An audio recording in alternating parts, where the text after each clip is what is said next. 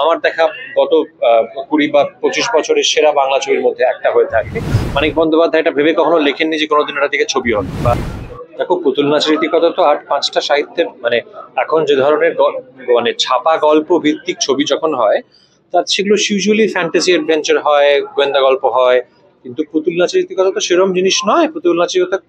নাচের ইতিকথা একটা খুবই ধ্রুপদী একটি সাহিত্যকর্ম। কিন্তু সেই ধরনের কাজকে পর্দায় আনাটা ডিফিকাল্ট, কেননা পুতুল নাচের ইতিকথা আইডিয়ালি বইতে পড়ারই জিনিস। ঠিক সিনেমায় দেখার জন্য মানিক বন্দ্যোপাধ্যায় এটা ভেবে কখনো লেখেননি যে কোনোদিন এটা থেকে ছবি হবে বা ইত্যাদি। এখন বর্তমানে অনেক লেখকই লেখার সময় ভাবেন যে এটা থেকে যাতে ওটিটি সিরিজ বা ফিল্ম হতে পারে সেটা ভেবে মাথায় দেখেন। কিন্তু মানিক বন্দ্যোপাধ্যায় যখন লিখছিলেন তখন না ছিল সিনেমার এত রমরমা, না ওটিটি সিরিজের প্রশ্নই উঠছে না। তো উনি সাহিত্যকর্ম হিসেবে জিনিসটাকে লিখেছেন। সেটাকে পর্দায় আনাটা তার জন্য এক ধরনের ধ্রুপদী কাজকর্মের আন্ডারস্ট্যান্ডিং বা বোঝাপড়া লাগে সেটা সম্বন্ধে, যেটা লালদার মতো একজন মানুষ আমার মনে হয় করতে পারেন এবং করতে পেরেছেন বলেই আমার বিশ্বাস। এবং যেহেতু সুমনদা বা লালদা সেটা করছিলেন, সেই জন্যেই অতিথি শিল্পীর চরিত্র হলেও আমার এই ছবিতে হ্যাঁ বলা বা ছবিতে অভিনয় করা আমার মনে হয়েছে যে মানিক বন্দ্যোপাধ্যায়ের এরকম একটি কালজয়ী ধ্রুপদী উপন্যাস, সুমন মুখোপাধ্যায়ের মতো একজন পরিচালক যাকে আমি মঞ্চে যার কাজ দেখে মুগ্ধ হয়েছি বারবার, এমনকি যার তৈরি করা কয়েকটি ছবি, সব না হলেও কয়েকটি ছবি যেরকম হরবর তো বটেই, আমার মনে হয় আমার দেখা গত 20 বা 25 বছরের সেরা বাংলা ছবির মধ্যে একটা হয়ে থাকবে।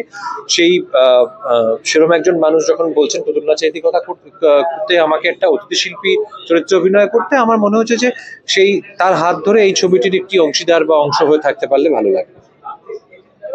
যেটা বারবার কথা হচ্ছে 90 বছরের আগের একটি গল্প, কিন্তু 2025-এ দাঁড়িয়ে সেটা ভীষণই প্রাসঙ্গিক, যেখানে কুসংস্কার বা অন্য যে কোনো সম্পর্ক থেকে হয়তো আমরাও বেরিয়ে আসতে পারি। আর এটা করতে গিয়ে না, আমার মনে হয় এটা সংস্কারের ব্যাপারই না। এটা হচ্ছে যে পুতুল নাচের ইতিকথা কেন নাম, তার কারণটা হচ্ছে যে আমরা প্রত্যেকে আমাদের জীবনের কাছে আসলে পুতুল। সেই আমাদের জীবন বা আমাদের অদৃষ্ট বলি আমরা, যদি যে যেরকম ভাবে ঈশ্বর মানি, আমাদের নিয়তি আমাদেরকে নাচাতে থাকে সেই পুতুল নাচের মতো করে।